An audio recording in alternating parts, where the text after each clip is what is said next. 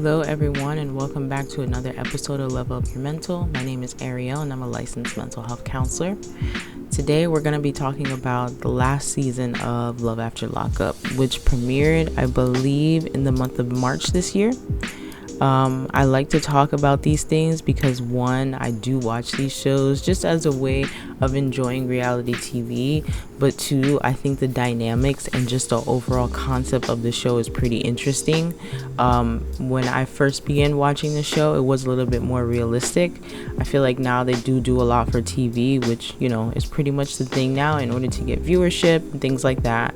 But I do think it's nice to at least see from a therapist lens the dynamic and how that, impacts people's mental health, or just how that aligns with mental health when it comes to the things that they're going through, the scenarios that we're seeing and what's being played out, because a lot of these scenarios, truthfully and honestly, do happen in real life. I work in a residential setting with juvenile. Their stories are different in the sense of, they're kids, so obviously they cannot have relationships outside of here and go through that dynamic, but they are the kids of dynamics of their parents and the things that they have been through and the stuff that they put them through. So I think it's nice to kind of see the adult side of it. So it's pretty interesting. So let's dive into the show. I'll kind of just give an overview of each person, each couple of scenarios and what I think as far as mental health wise and why I bring it up. So the first couple that I'm going to bring up is Julius. Julius is talking to Ashley and Alexis. As you watch throughout the show, he ends up being in a more relationship with Alexis because he sees, the way that it's portrayed, and I would guess the way that he talks about it, is that he has more of an attraction to Alexis than he does to Ashley. And you see that played out in the episodes, because in the first couple of episodes when he gets out, he goes to meet up with Ashley at the hotel, and you can already tell by the vibe and how he's talking when they do separate videos that he is not attracted to her.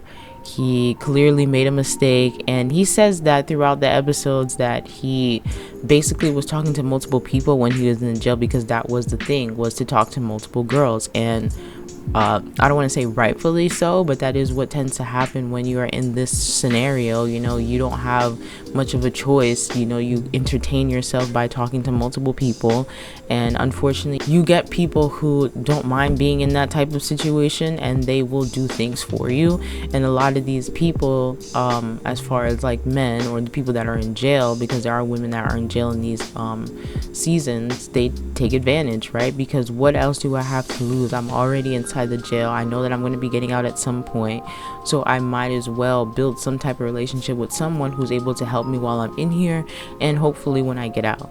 So for Julius, he was talking to multiple girls, but these are the two that we see. And when he finally sees Ashley, he is not attracted to her at all. And in the first couple of episodes, it was kind of cringe-worthy to see, because she was so excited to see him. She went and bought lingerie. She had all this stuff set up just for him to meet her at the hotel and completely not be attracted to her, say that they're not in a relationship together, and that all of this was just, them talking or whatever. And she's completely taken aback because she's saying I love you over the phone. And I guess previously he was saying it, but as time went by, he stopped saying it or something like that. And it's just sad to see someone not put their all, but put a lot of effort into somebody that they barely even know, and to be excited to finally meet them, and then you meet them and they completely reject you. Like, what that does to your mental health, whether it's TV or not, that definitely diminishes as far as your self-worth. Even if you say it might not, I think in that moment it makes you just regret everything and honestly wish that you could take everything back. And you see it through everything that she is hurt by all of it. He doesn't seem fazed by it at all, which makes sense in the sense of how he moves throughout the season when he starts getting into a more serious relationship with Alexis. And I say serious because even throughout the season you see that he's still somewhat messing around but not really taking her seriously. And you see that he still has a childlike mentality. I believe when it comes to their age difference, Julius is 25 at the time, Ashley's 31, and Alexis is 29. 31 and 29, I would think by that time, maybe I don't want to say like as a woman, but just in general, I would think by that time that when it comes to life, that you want something serious in your life and you want to be taken seriously. But it seems as if Julius has the looks for them, and that he is also able to say the right things to make them feel like, okay, they don't need to go anywhere, they can stay there. Because even after Ashley leaves, Julius continues to play these games with Alexis, and clearly is not taking her seriously at all. And for her, I just feel like she took things a little bit too calm for me. I feel like if you're putting all this work into somebody and they're staying in your house and doing all this stuff, there should be a level of respect to communicate where you're going, what you're doing. It doesn't necessarily have to be a thing of you want to know where they are at all times, but it doesn't seem as if she was able to trust him, and he could tell he was just doing whatever he wanted to do. He was always on his phone when they were talking, like always on his phone. Who knows what he was doing on there. He also had the mentality of he didn't want to work when he found out that Alexis was pregnant, and he just wanted to move forward with his rapping career, which again, nobody's saying that you can't have a rap career, but clearly that's not bringing in money right now. And if your girlfriend or whomever says that they're pregnant and they need help, I would think that as a man that you would be like, okay, let me go get something to at least help, put some food on the table, bring some money into the house, because Alexis is already working not only a regular job, but she says that she's working like overtime, and she's putting in the work while also going to school. So it's kind of like, okay, let me take the burden off and at least try and help her. But he doesn't even seem fazed by it. He's like, I don't want to go work for someone. That's just not something that I want to do. And I feel like in this moment, this is where I talk about when it comes to mental health and relationships. When it comes to relationships, you want a partner that's able to help you throughout whatever the circumstance is. It shouldn't be a matter of you don't want to. This is a matter of this is life. This is reality. You have a human being coming into the world. I understand that you want to become a rapper. I'm not going to take that aspiration away from you. Everybody's allowed to dream. Everybody's able to become what they want to become. But at the end of the day, when you have another human being coming into this life, your priorities change. And I'm sorry, you have to put those things into the back burner. You can't just say, well, I want to do this, I want to do that, and the kid is coming into the world, because it's not the kid's fault. You are two adults that decided to do this thing that would create a human being, because you're not using protection. And now you are upset because you don't get to do the things that you originally wanted to do when there wasn't a kid involved. And I think sometimes people forget about that, and they just think, oh my God, we're going to get married, we're going to have kids, we're going to do all this stuff. But at the end of the day, your priorities change when kids come into play.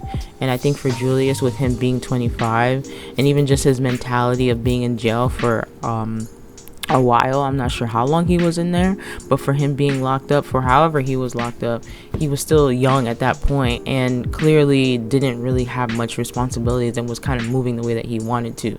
So now that he's gotten out and he's talking to all these girls and he's created all these relationships, it seems as if he just feels like he can continue to do what he wants. And I think a lot of the women in his life don't tend to hold him accountable, or if he does, he kind of just runs away from it. And I think with this situation with him and Alexis, the part that irritated me the most was that Alexis didn't put her foot down sooner than I felt like. She kind of just let him do whatever he wanted to, talk to her however she wanted to, and she kind of just played it out. Now, I don't know if that was for the show to keep them on there. I don't know if that was a thing of playing into the storyline, but I feel like for me, that was just a level of disrespect. The way that he spoke with her, the way that he was just moving a way that he wanted to and wasn't communicating with her, always on his phone when they were having conversations. And even in one of the scenes, like taking his car and having random girls in his car to go make music videos. And then even when she confronted him about it, he was kind of just like, oh, that it's nothing and this and that. And it's like, it's just a sign of disrespect. You don't just bring random people into my car. 2, you don't bring random women into my car, knowing that, I'm at home waiting for you, or I don't know what's going on. But not only that, she's blowing up his phone, he's not answering. It's like he just doesn't seem to take things seriously. And then for me, it just seems as if he hasn't grown up yet. And it sucks because when you bring a kid into this world, there's no, well, I'm gonna wait and I'll just try and figure it out. It's like, no, a child is coming into this world. You need to figure out what you're going to do, and it's about time to grow up. And then one of the other things that I also want to hold the women accountable to is that even through everything that Julius was saying, Alexis was like, well, I won't have to worry about being lonely because I'll have unconditional love by the child. And that's one thing that I think people tend to put on children, is that they have this bond with them when they're younger and they're babies. And I completely get it. You know, you become a mom, that's the thing of your life, that's the way that you are moving, that's the new role that's in your life. But at the end of the day, your children are their own person.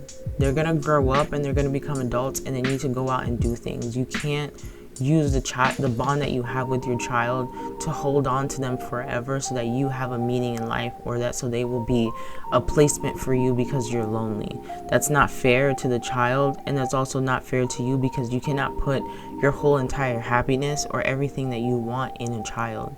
Again, your child is its own person. They're going to grow up to be a human being, and they need to go out and flourish and be out into the world. And holding on to them and doing everything for them and trying to use them as a way for you not to be lonely, instead of trying to figure that out in other ways, is going to affect your life moving forward and that bond that you have with your child. So I think that's just something for people to think about, especially in this situation with somebody who just came out of jail. Making sure that you're thinking about these life-changing moments about having children, because you put children in a rock and a hard place when you just decide to just go and have them because you think it's right for you guys in the moment, but your relationship is already rocky. A child is not going to help your relationship get better, and it shouldn't be the reason for your relationship get better. That should be something for the two of you to work on together before that child comes in, because that child should not be your problem solver. That's not fair, and that's a lot of weight to put on a child. So I think with this situation, it's very messy. Even now, as I'm speaking, it's July and this thing was out. They are still posting on Facebook that they're still together. So either they worked it out, or, you know, she just doesn't care and she likes him that much that, I don't know, they figured it out. But for me, all of that would have been enough for me to be like, I'm good. Of course, you take care of your child in the way that you can, but I think even before that, messing around with somebody who just came out of jail and having unprotected sex is not the best thing for you to do if you don't know what the person's motives are. So it's working out for them. I'm hoping that Ashley is doing better. Hopefully she learned from this not to just fall deep into someone who is in jail and just put your all, especially if you haven't really met them, because I don't even think she saw him when he was in the jail. Alexis was the only one that was able to come and see him. So I think that also played a factor into it too. So making sure that you are taking care of yourself first and not putting everything into a man who is incarcerated. So next we have Savannah and Bradley. Now their story was a little bit weird for me. I'm just gonna pull up a thing because I didn't really understand much that was going on with them, but I do know that I feel like their relationship was very, very, very, very, very, very toxic. Even just from the beginning, before he even got out, you could just tell that it was toxic. Bradley is 28 and Savannah is 27. Savannah has an issue with his sisters. It looks like their story began on Love After Lockup and on Love During Lockup and on Love After Lockup. They begin to navigate their family. So they have trust issues that surface, and Bradley grows increasingly frustrated with Savannah's controlling behavior. Bradley's family also begins to express their doubts about their relationship, specifically with his sisters, which we do get a little bit of background information. I believe Savannah became friends with one of his sisters, and then that went completely left. So then now, I believe they tried to repair their friendship, but she still has issues with the other sisters. The other sisters have issues with her. And she does become controlling throughout the season, where she just wants to be around him, know what he's doing all the time, being on his phone, things like that. And you can tell that he does become increasingly annoyed by it. He even does some stuff where he just completely removes himself from her because it's just too much from him. But I do think that there is a lack of communication there, where they were kind of just doing whatever they want, and then things would blow up, and then that's when they would talk about things. Throughout the whole entire season, you just see the family really playing an impact into their relationship. Savannah's poor relationship with his sisters and how that affects him, because he's kind of like, well, I want a relationship with my sisters, but I also want a relationship with you, and if that can't happen, that's going to be a lot for me to deal with. And the reason I bring this up is because this does play a factor in life now for a lot of people. When people get into relationships with people, whether that is just regular relationship or getting married, I think people tend to forget that you get married to not only the person, but you get married to their family too. So you can't say, oh, well, I'm in a relationship with this person, it doesn't matter if I don't get along with their sibling or I don't get along with their parent, especially if they get along with them and they spend time with them. You can't just say that, oh, I don't care about that relationship, because that's going to impact in several spaces. Like we see in the relationship between Savannah and Bradley, when they threw a party for Bradley, his sisters were there, and it was very uncomfortable for Savannah. And it's like, why would you want to put yourself in a situation where you don't get along with other family members and you kind of have to tiptoe around things? Or when you go to events, it's like you guys can't communicate because it's a weird thing. Like that just creates a lot of awkwardness, and then it puts Bradley, or the person who's in between, just in a rock and a hard place, because it's like, I want to satisfy both people, but if the two of you can't get along, what am I going to do? I can't just pick a side, and it's not fair to make the person pick a side because two people can't get along, or that person in the family can't get along. So I think when it does come to relationships, we have to think about the whole entire aspect. It can't just be, oh, the love that I have between me and this person. You have to think about what comes with that person. And it's not fair to make somebody choose their family over you, or vice versa, whatever the case may be. You should be able to have both. Now, it's a completely different circumstance if that person doesn't get along with their family. You guys can make that work. It is what it is. But if this person has a close relationship with their family and you have a falling out with them, I think there does come a point where you kind of have to just put your big girl pants on, become an adult, and just figure out, okay, how do I move forward? We might not be the best of people. That person might still harbor some feelings, but if I'm able to just be like, okay, I apologize for what I did, or, I'm able to move past whatever they did and we're just not close, it's better to do that and try and figure it out. Because let's say you guys decide to have children, that affects the play too, because that child is also part of their life, and then you're going to come in a situation where it's going to be like, well, I don't want my kid going to their house, or blah blah blah, and it's like, that's a lot. That's just a lot to deal with, and I think sometimes people forget about that. So just thinking about that when you're in a relationship. Clearly for Savannah and Bradley, it did not work out for them. It was just too much going on, and Bradley felt like it was too much, and Savannah felt like Bradley didn't have his back and things like that. She even showed up to his job at some point because his sister was fueling it into her to be like, yeah, show up to the job, show him that you care. And it's like, no. Don't show up to somebody's workspace and demand for them to talk to you, whether it's for TV or not. Again, you don't want to show up to somebody's space unannounced, and especially if that's something that the person doesn't like, because then it puts them in a weird situation where it's kind of like, well, I have to talk to you, but at the same time I'm doing something. It's just a weird space. But I'm happy for them that they figured out that they just don't work together, and the situation that she has with the siblings is just too much for them to even try and figure it out. And next we have Michael and Joey. Now, Michael and Joey, Michael's 40 and Joey's 48. 40 and 48, right? Joey has been sober, I didn't get to write down for how long, but he has been sober for a while, right? He had a history of using substances, almost died. They tell us that in the series, that he basically almost died and his family was worried about him. And so now him getting into a relationship with Michael, who was a previous user but clearly isn't using because he's in jail, because he makes it known in there that he would rather be in jail because he doesn't have much to worry about than to be out and have some type of freedom and learning how to control himself.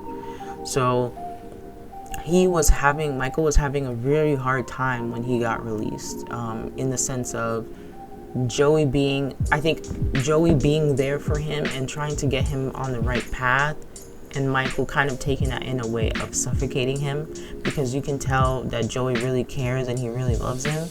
And when Joey went to Michael's mom's house to talk with him, they had his old cell phone and deleted all of his contacts. And when they told Michael about it, he was completely upset. And from one hand, you can understand, like, why would you go through my stuff and completely delete? Valid. But the other part is too, like, I care about you and I don't want you to run into the same people and end up in a bad situation. So there is those two parts. But I think for Michael, he just wasn't ready.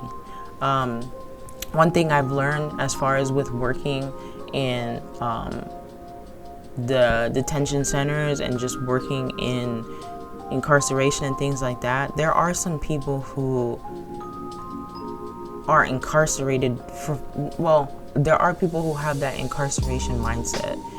They would rather be in jail where they know that they'll get a free meal, they have somewhere to sleep for free, they don't have to worry about getting in trouble, everything is already scheduled for them, everything is just in that spot, than to be out into the free world and have freedom and have choices, because they don't have self-control.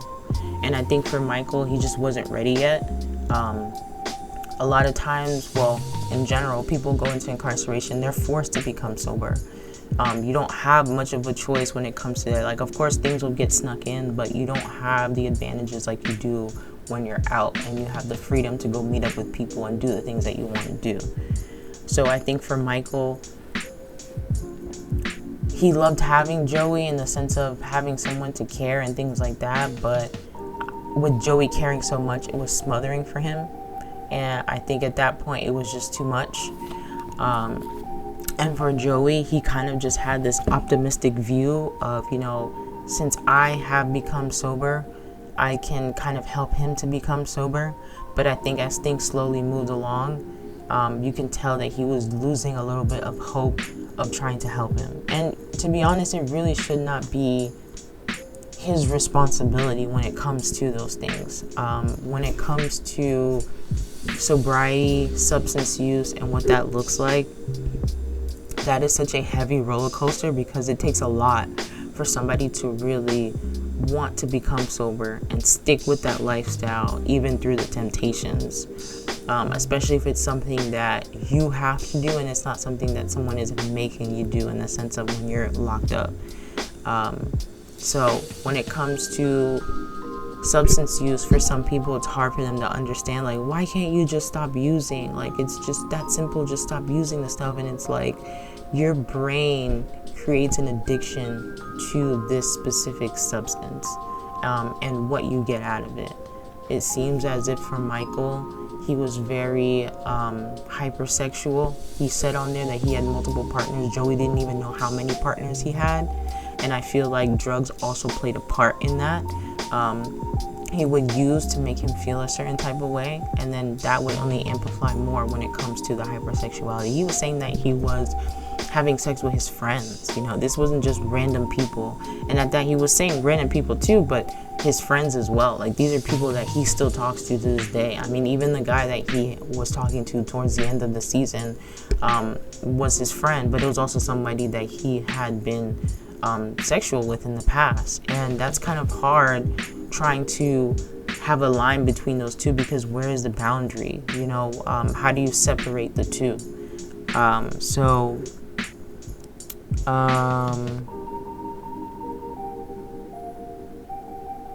And then in one of the episodes, Michael took Joey's phone and tried to play it off like he took it by accident.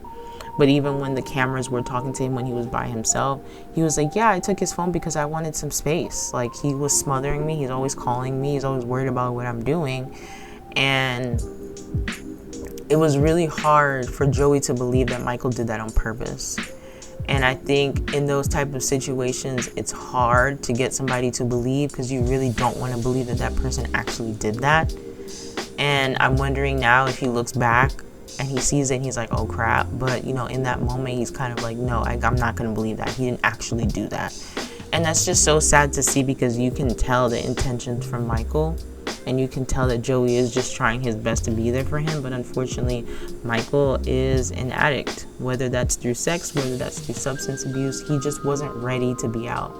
And at the end of the season, he ended up going back to jail.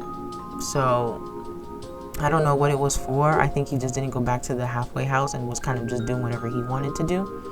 And then the other part was that Michael didn't believe that relapse wasn't a big deal, which is a big red flag. If you are a heavy user and you're talking to somebody who used to be a heavy user and they've been sober for a while now, and you say that relapse is not that big of a deal, for me, that already lets me know in your head that you are just not ready. You don't see what the issue is with substances. You don't see what the issue is with your past actions or anything that has happened, and you're just not ready. And, you know, Joey's family is concerned. They've told him that they're worried about him. They're trying to give him advice, letting him know that Joey literally almost died. We had to watch him almost die. And Michael the whole time is just like, oh my God, this is too much for me. They're talking to me about all this stuff. This is too much. I'm not worried. They're being pushy and blah, blah, blah, blah. And it's like, Michael just feels like he's hearing it for the 2000th time and he doesn't want to hear it anymore. And that just lets you know, okay, he's just not ready. And we see it, you know, like towards the end of the season, that Michael is just like, okay, well, I'm breaking up with you, with Joey. He's like, I'm just not good enough for you, and believes that he can't change. And it might have been a jerk thing for him to do, but I do think that it was important for him to do, because if he kept stringing him along, it would have hurt him more in the long run instead of just doing it then. And that's another part that I think that people tend to forget. It's better to be direct and to be honest. Yes, you won't probably get the best response because it's emotions and people get hurt, but I think at the end of the day, you have to do what is best for you. And if you know that you don't like somebody or that you don't want to be in this situation, it's better to break up with them and deal with all that hurt or whatever comes with that than to keep stringing them along and playing in their face, and then something happens and it's not on the timing, or you end up getting, you know, caught up in a situation and making it worse. So I think Michael was good in the sense of letting Joey know where he was coming from. I just think from the start they should have never been together. It just wasn't a good match. I think Joey was played for a fool, and I just think Michael just wasn't ready to be sober. All right, next we have Will and Courtney. Now, Will is 31 and Courtney is 24. And we get a lot of background from Courtney's mom, who is with Will during all this stuff that's happening, because she's with him when Courtney gets out. Courtney has had a reckless past, and mom has been worried about her in the past, in the sense of, I don't know where she is. I'm not sure where she's going, who she's with, what she's doing, and ended up in jail. And it seems as if their relationship wasn't the best. So Will and Courtney meet, and it seems as if, you know, they really like each other. I was a little bit hesitant on what would happen when they first see each other, but it seems as if they were both attracted to each other. They like each other. But then Will got a little weird because he wanted to rush into getting married. Like, rush.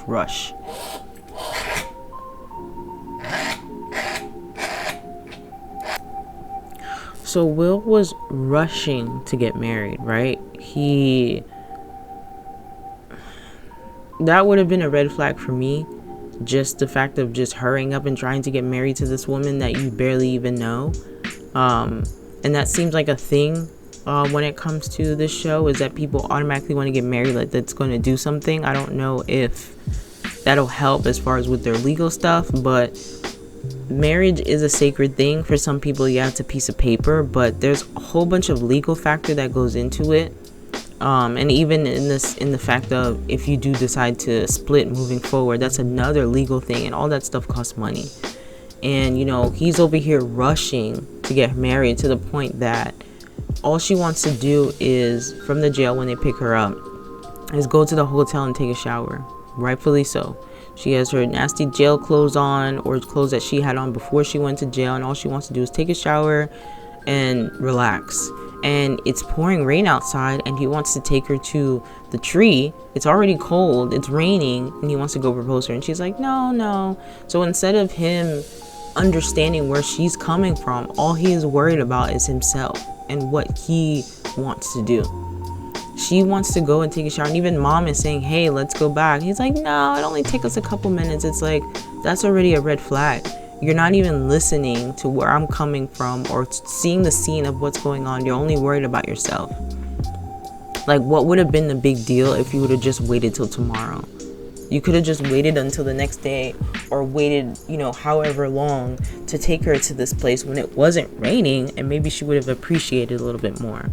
So I think with him doing that, it kind of added more pressure, and it seems as if she also pressured herself into saying yes, because even in the other picture or the other videos where she's by herself, she was really just like, I'm not ready to get married yet. I'm being pushed into this thing, things like that, yada yada. And I think in moments like that, it puts you in a weird place, because not only do you have him asking you that question, you're also in a public place, so you don't want to embarrass the person, and he also on TV, you don't want to embarrass them. So I get where she was coming from in the sense of saying that, but at the same time, that would have been enough for me. Like, yeah, mom, let's get out of here. Like, I would have been like, yeah, let's get on the plane, we're out of here. Like, that's just a big red flag, because you clearly are only worried about yourself. So yeah, I feel like he could have waited. There is some legal factor that does play into it, where if they get married to this person, they can come live with them, whatever the case may be. But I just think, based off the fact that you're not even listening to me, already lets me know that you're not putting me in the forefront, and you're mainly just worried about yourself and what you want to accomplish. So that was already red flag number 1. Red flag number 2, all the sexual talk and everything that he was talking about, and what he wants to do with her and all that other stuff. And I'm sure they talked about it on the phone, but even with talking to his mom, she also had her own apprehension, and he was just like, ready for her to get married and stuff. But I also think that mom was put in a hard situation, because she knows Courtney's past, she knows the type of person that Courtney is, and she wants to fully support her, and doesn't want Courtney to feel like, she has to not have a relationship with her mom, or doesn't want Courtney to get mad with her to the point that they don't have a relationship, because I think this is the first time that they're actually building something. So I do get that part, but this couple situation was already a lot for me. The two of them together was already a lot, and at the end of the season, you already see that she went back to jail. I believe they're in the new season, so we will see what the rest of their story looks like in the new season. But yeah, already a big flag for me, just the way that he was moving everything, rushing everything, and just not listening to her and everything that he does. And then part of me too is like, where's your family?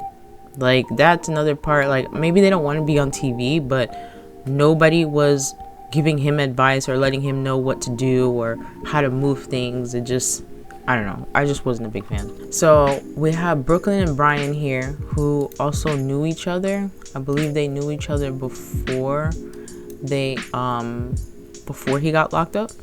So so Brooklyn and Brian are from Ohio. Brooklyn is a mom and a coach, and Brian was her crush in high school. So yeah, they knew each other before he went to jail. And I think they have a pretty good relationship, in the sense of they already knew each other from younger, so they already know who they are. I think part of it is him coming into the role of being her daughter's father, stepfather, and what that role means. They already had a close relationship when he was in jail, which is my other thing of like this show, is that a lot of these women have their children build relationship with these men while they're in jail, and kind of get them on the hopes of, oh, this is your dad, he's gonna come out, he's gonna do this, which is not good. I think if anything, you can kind of let your child know, oh, hey, I'm talking to someone, but none of that stuff should be introduced until the person is out. Until the person is out and they're able to prove to you that they can actually step up and be a parent. You can't just assume that somebody in jail is going to come out, even if they're telling you that's what they're going to do. Again, everything behind bars to them seems like it's possible until they get out and they're actually faced with everything and what that looks like. And it does seem that Brian is truthful and he is able to be open and honest with her, and he does have a continued relationship with her daughter when he gets out. So he is trying, but I do think of just the overall aspect of everything as I'm talking when it comes to the mental health aspect. The relationships that your kids build with people affects them during their childhood and as they grow up to become adults. When you have men coming in and out of your life, and you have different people coming in and you're introducing them to your child, that kind of messes up their relationship when it comes to trust, their relationship when it comes to men, their relationship when it comes to you as a person and who you're introducing them to, even though they might not say it. This also affects who they are as a person when they grow up and they try to make their own relationships. So I think sometimes people tend to forget that. They only think again about themselves. But you have to understand, what if Brian didn't want to be a father when he gets out? You know, that would devastate their child, especially in the fact of how happy and open she was talking about him throughout the whole entire season. So I do think that we need to be aware and be cautious of who we're introducing to our children, and also just being aware of our relationships and understanding, you know, is this the right time for me to introduce? Now, that's all up to you when you want to do that, but just remember, it does play a factor into the way that they think and into the way that they move as they become adults with who you introduce them to. So I think for the two of them, I'm not sure if they're on the next one, but their story does play out a little bit well. He does get to meet her dad and they have their own conversation. I do think that she does have a little bit of trust issues because she was on him 24/7 with his friend. But I think even with his friend playing with him and all that, he was taking, it's like, no, I need to get back home, I need to get on time. So I do see a positive out of him. I do think the part that I did want to mention is just the relationship part with your child. You want to make sure you know who you're having a relationship with when it comes to your kids. Now we have Kiana and Demadrick. Kiana and Demadrick also knew each other before Demadrick went to jail. So Demadrick is 30 and Kiana is 27. He cheated on her 2 times. And the girl that he cheated on her with, Joella, got pregnant both times. So that's the number one red flag for me. Not only did he cheat on you once, he cheated on you twice. Not only did he cheat on you twice, he cheated on you twice with the same girl and got pregnant both times. And the kids are, I don't want to say it like that because that's bad, but he cheated on you with this girl 2 times and she got pregnant both times. So that lets you know that he did not care about you twice and you still decided to keep your relationship with him. That part for me is not only a red flag. That also lets me know about your self-worth and what you think about yourself. The fact that you feel like you have to stick around for this man and also continue to help him out and give him money while he's in jail and take care of everything lets me know that you clearly don't care about yourself. You're just worried about being in a relationship and having somebody, or however those feelings were before he started messing with that girl. So throughout the whole entire season, she's getting mad at him because he's keeping a constant relationship with her. And yeah, there's a line there, there's a boundary that should be established, but you also have to understand too that these are his kids. And even in the season, he says that he hasn't seen his youngest child since he went to jail, and that kid was a baby at the time. So now that he has kids with this girl, she's not going anywhere.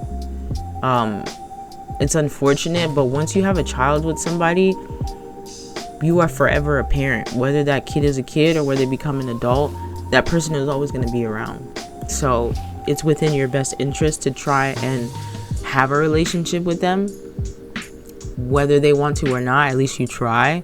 But I do think that you need to build some type of relationship with them, because the child is always going to be there and they're always going to be their parent. And trying to make it seem as if he can just remove himself from that situation entirely is not going to happen. Now, I do think he does need to have some boundaries where he should not be letting her know about his feelings or anything, which I do think he does have a conversation with the girl Joellen let him know, oh, me and Kiana are taking this seriously. He says that he proposed to her, but in the show, he just gave her a promise ring. And she took it as a proposal, which is another, again, self thing. Because why wouldn't you want an actual proposal from a man and not just, here's a ring for me to let you know that I'm going to be here forever and this and that. But again, lets you know about the whole entire story. But he clearly is going to have a relationship with her moving forward. He told her, I'm trying to take Kiana seriously. I've given her a ring. This is what we're doing. She didn't believe it. She didn't want to believe it. And, he's over there sneaking over to her house to go see his kids. And that's the part for me that's an issue. It's like, if you want to see your kids and you know that your current girlfriend has an issue, you need to figure that out. Because the more that you sneak over there, you're just going to continue to create more issues. And if she finds out that you're sneaking over there, that's going to be more of a problem. So I think for them, and I do believe they're in the next season too, they need to figure out what situation is going to work for them in their relationship. Because the mother of the kids isn't going anywhere. The kids aren't going anywhere. And if he really wants to be Kiana, he has to figure that out and let her feel secure in where she is in her situation. But she also needs to figure out what it's going to take for her to learn to trust him and what that's going to look like, because the trust has been broken so many times, and now there's living proof with the children walking around. It's kind of like it's just a constant reminder. So she's going to have to figure that out if she wants to stay in this relationship, but it's definitely going to be hard. Okay, and last but not least, we have Brooke and JK, which was probably one of the most entertaining couples throughout the whole entire season, because she is just unhinged. She is unhinged, and he just a lot going on. So with them, let's see. They live in Texas, and Brooke is a single mother that has 2 children. She has known JK since they were 13. They lost contact, but 3 years ago they reconnected through a prison website. JK is about to be released, and he and Brooke are ready to start a life together, but JK's ex plays into a factor. So I believe JK was still having some type of communication with his ex. Brooke knows the ex and is aware. And JK says he wants to take Brooke seriously, wants to be in the kid's life, this and that, but he's still communicating with the ex. And even in the season, he goes to meet up with the ex to get some type of closure for whatever it is that she did while they were having their tiff. I guess she went out and cheated on him or whatever with somebody. So Brooke, the whole entire thing, the reason for me that I bring this up is because she is another one of putting expectations on her kid with somebody who's just getting out of jail, especially with somebody you just reconnected a couple years ago. Your children should not know that this man is coming out, and you should have never promised that they were going to see him the day that he got released. If you watch the show enough, you know that when someone gets released from prison, jail, whatever, they always have to, or most likely have to, go to a halfway house, and it's immediately after they get out. They don't want any time in between, or sometimes they do, but you gotta go to the halfway house. That's part of it. So, or check in with their PO, with their probation officer. So for JK, he was trying to do that, and Brooks over here getting upset because I believe he went to go see his mom. He did all this other stuff, but he had promised that he was going to go see the kids and that they were waiting on him, and he couldn't because the time was so slim from him going to go meet up with his JPO, or with his meet up with his PO, that she's over here getting upset, saying, why would you make promises for the boys and you're not following through with them? But again, girl, why are you putting all of this into a man who just got out of prison? And on top of that, why are you letting your kids know about that? Like, that shouldn't be all the details that your kids should know. And again, she's another one who I don't even think her kids have the same father. And she says it in the season that she is not well known for picking the best guys. So there is an issue there when it comes to your relationships. And instead of taking the time to try and figure that out, you just keep getting into other relationships and trying to take things seriously. And you're over here leaving your job. Thank God her job is like her and her mom. But even then, her mom says that she's a wild card and that, you know, she kind of just does things on the fly. And even in the show, she's leaving her job, leaving her mom there. She took his phone and was going through his messages and blocking people. Like, if you have to go through all of that, then maybe you just shouldn't be with the person. I think that that's just a lot to put on not only you, but to put on the relationship. You clearly don't trust them, and rightfully so, because he's over here meeting up with his ex behind her back. But that is already a start to a bad relationship. The two of you just can't figure that out. And her kids are 8 and 12. They're boys. She's over here making promises to her kids, and kind of just saying that they've been let down by both of their dads, and she knows that she doesn't pick the right men for her kids. And so if you know that, why are you making all these promises to your kids about someone who's coming out of jail and you don't even know what their intentions are? So I think, again, when it comes to this show, it's a great show in the sense of the dramatics and everything that's going on, and I'm sure there are some parts of it that are real, but then there's those other parts of it that it's kind of like, come on, girl, like, you know better. You should not be having your 8-year-old and your 12-year-old thinking about this guy who's coming out of jail and already putting him into the factor of being a stepfather. That's a lot to put on someone, and the people that come out of these situations already don't have their lives together. They have to literally work through all of that and become a good citizen. And with doing that, you're already automatically putting stepfather into the play too. And I know part of it is that they have conversations with these people while they're in jail, so there's that part of it too. But there does come a point where it's kind of like, okay, you can have a relationship with someone. I'm not gonna say don't. If that's what you choose to do and you want to go have a relationship with somebody that's in jail, that's fine. But do remember that when they're on the phone and they're saying all these things, that doesn't necessarily mean that they're going to follow through with them. And then 2, that's a lot of pressure to put on somebody and actually expect for them to follow through with all of that. We've only seen maybe like a couple people who have worked out for them out of, this show. But I think in this situation, it was just too much going on with the ex and everything that's going on, and her having trust issues and all of that, that it's just a lot. And I think they are in the next season as well, so we will get to see how their story plays out. But I do think that overall, all these stories are all different. They all affect some type of mental health issue, whether that's child and relationship, substance use, dealing with trust issues, self-worth. All of that is mental health. And all of that is going to affect not only you, but the people that you have around you, your family, your kids. And I do think it's something to think about before you put yourself in a situation like this, especially when it's publicly on TV and they can go back and watch it. So I want to thank you guys for watching another episode. I will continue to put out more content, and you guys just let me know if there's anything that you want me to talk about. And I will see you guys in the next video. Bye.